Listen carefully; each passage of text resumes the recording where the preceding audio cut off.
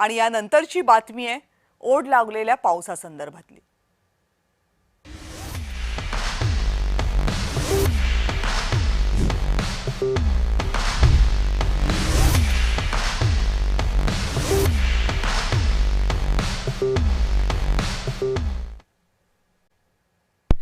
सध्या सगळ्यांच्या चर्चेचा एकच विषय, पाऊस गेला कुठे।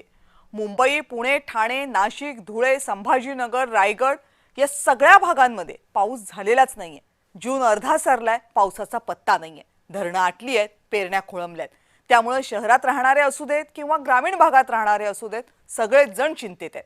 मुंबई, पुण्यात काय परिस्थिती आहे यावरचा आमचा हा स्पेशल रिपोर्ट बघूयात।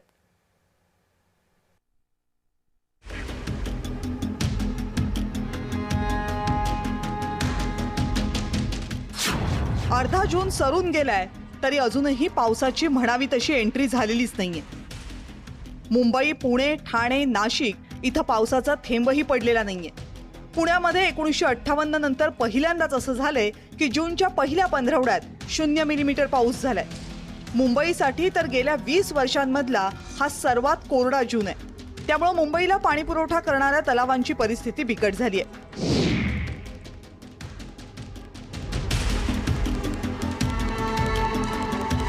पाटसा धरणाची 71,703 कोटी लिटर इतकी क्षमता आहे। तिथला सध्याचा साठा जेमतेम 10% आहे। अप्पर वैतरणाची क्षमता आहे 22,704 कोटी लिटर। सध्या तिथं काहीच साठा पाण्याचा शिल्लक नाहीये। मध्य वैतरणामध्ये 19,353 कोटी लिटर इतकी क्षमता आहे। तिथला सध्याचा पाणी साठा आहे 11.20%। तानसा धरणामध्ये 14,508 कोटी लिटर इतकी क्षमता आहे। तिथला उपलब्ध पाणी साठा सध्या फक्त 5.53% आहे। मोडक सागर तलावाची 12,893 कोटी लिटरची क्षमता आहे। तिथं सध्या 30.89% पाणीसाठा शिल्लक आहे। विहार धरणाची 2,769 कोटी लिटर इतकी क्षमता आहे। तिथं 42.69% इतका पाणीसाठा उपलब्ध आहे। तर तुलसी धरणाची 804 कोटी लिटर इतकी क्षमता आहे आणि तिथला पाणीसाठा सध्या 23.6% आहे। मॉन्सून मुंबईत दाखल होण्यासाठी आणखी 3 ते 4 दिवस लागणार असा हवामान खात्यानं अंदाज वर्तवलाय। त्यानंतरही पहिल्या खेपेत फक्त हलक्या सरी पडतील असा अंदाज आहे। धो मॉन्सून पडून मॉन्सून स्थिरावण्यासाठी जुलै महिनाच उजाडणार असं दिसतंय। कोकणात काही ठिकाणी पेरण्या झाल्या आहेत, पण पाऊस येत नसल्यानं शेतकरी चिंतेत आहेत। मुळात मॉन्सूनचा प्रवाह आणि पश्चिमेकडून वाहणारे वारे कमकुवत झाल्यामुळे मॉन्सून दक्षिण कोकणात थांबून राहिल्याची स्थिती निर्माण झाली आहे। त्यात एल निनोची भर पडली आहे। प्रशांत महासागरातील पाण्याचं तापमान वाढलंय, त्यामुळे आशिया खंडातील अनेक देशांमध्ये मॉन्सून पोहोचलेला नाही। इतिहासातील सर्वात तीव्र एल निनो यावर्षी तयार झालाय अशी चिंताजनक घोषणा गेल्या आठवड्यातच करण्यात आली आहे। एकूणच काय तर आठवडाभरानं पाऊस सुरू झाला तरी तो सरासरी इतकाच पडेल याची शाश्वती नाहीये। त्यामुळे जूनचा उत्तरार्ध पावसाच्या दृष्टीनं अत्यंत महत्त्वाचा मानला जातोय। ब्युरो रिपोर्ट, जय महाराष्ट्र। आता पाण्याची पातळी खालावल्यानं मुंबई महानगरपालिकेने सध्या तातडीचे आदेश जारी केलेत। बघूयात। बांधकामांसाठी दिलं जाणारं पाणी हे बंद केलं जाणार।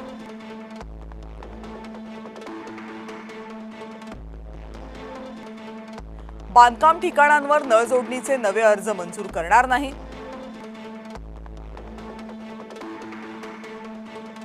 जलतरण तलावांना पाणी पुरवठा बंद होईल।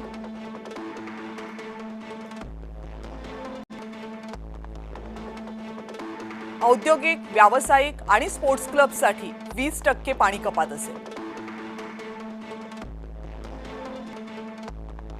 मिनरल वॉटर कारखान्यांना किमान पाणी पुरवठा, कर्मचाऱ्यांना पिण्याचं पाणी मिळावं म्हणून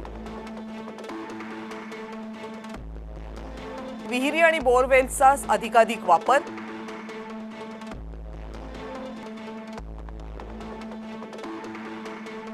रस्ते, गाड्या धुण्यासाठी बोरवेल किंवा विहिरीच्या पाण्याचा वापर।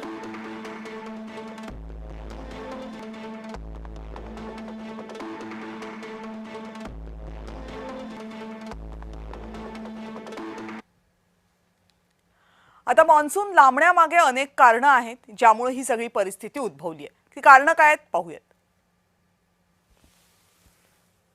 प्रशांत महासागराचं तापमान हे सध्या वाढतंय।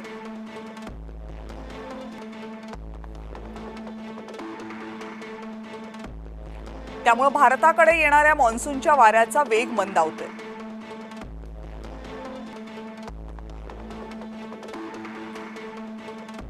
अरबी समुद्र किंवा बंगालच्या उपसागरात चक्रीवादळ निर्माण होतात.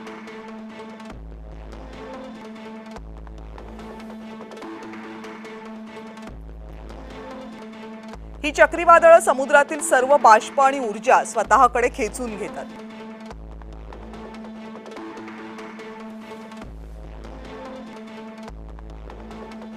त्यामुळे मान्सूनचे वारे कमकुवत होतात.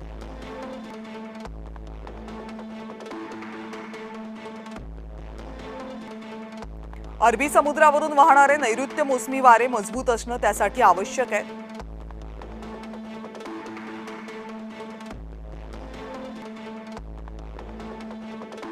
वाऱ्यांचा दाब कमी असेल तर मान्सून केरळवरून पुढे सरकायला जास्त वेळ घेतो.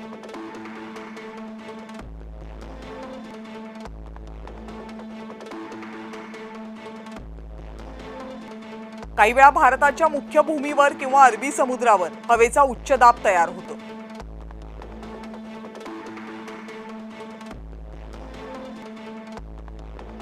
ही स्थिती मान्सूनच्या बाष्पयुक्त वाऱ्यांना पुढे येण्यापासून रोखते.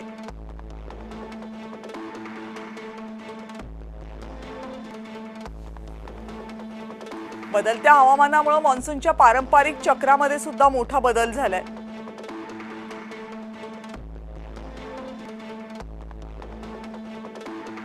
त्यामुळे समुद्राच्या तापमानात अनपेक्षित बदल होत आहेत आणि मान्सूनच्या आगमनाची वेळ अनिश्चित बनत चालली आहे.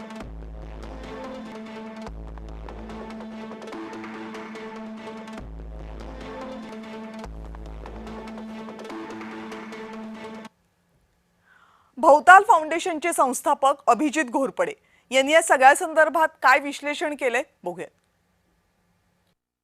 हिंदी महासागरामध्ये आपल्या इंडियन ओशन मध्ये जसं प्रशांत महासागरामध्ये त्याच्या एका भागाचं तापमान वाढलं तर आपल्यावर विपरीत परिणाम होतो आणि दुसऱ्या भागाचं तापमान वाढलं किंवा ज्या भागाचं तापमान वाढतं तिथलं तापमान जर थंड कमी झालं तर आपल्याकडे तुलनेनं ती परिस्थिती पूरक असते पावसाच्या दृष्टीनं. तसंच हिंदी महासागरात सुद्धा एक इंडियन ओशन डायपोल ज्याला IOD या नावाने जो घटक ओळखला जातो तो जर सक्रिय असेल आणि त्याच्या पश्चिमेला जर तापमानात वाढ झाली तर तो भारताच्या पावसाच्या दृष्टीनं मान्सूनच्या काळातल्या पावसाच्या दृष्टीनं हा पूरक मानला जातो. या वेळेला असं झालेलं आहे की एल निनो तर सक्रिय आहे ज्याच्यामुळे आपल्या पावसाचं प्रमाण कमी होणार, पण त्याला कॉम्पेन्सेट करणारा किंवा त्याचा प्रभाव थोडासा कमी करणारा हा जो IOD आहे हा सध्या न्यूट्रल आहे, तो आता सक्रिय नाहीये. त्याच्यामुळे झालंय असं की पूर्णपणे एल निनोचा प्रभाव हा आपल्यावर आहे. 1997 ची एक क्लासिक केस आहे. त्यावेळेस एल निनोचा प्रभाव होता, पण त्याच वेळेस इंडियन ओशन मध्ये आपल्या हिंदी महासागरामध्ये जो इंडियन ओशन डायपोल जो आहे तो आपल्या दृष्टीने पॉझिटिव्ह होता. त्यामुळं तो एल निनो वर्ष असून सुद्धा आपल्याकडं पाऊस हा सरासरी इतका झाला होता, 102% पाऊस झाला होता. पण या वेळेला मात्र हे जे संरक्षण म्हणूयात आपण ते आपल्याला नाहीये. त्याच्यामुळं पूर्णपणे एल निनोचा हा प्रभाव होतोय. आणि या बातम्यांसह बुलेटिनमध्ये वेळ झाली इथेच थांबण्याची. पाहत रहा जय महाराष्ट्र.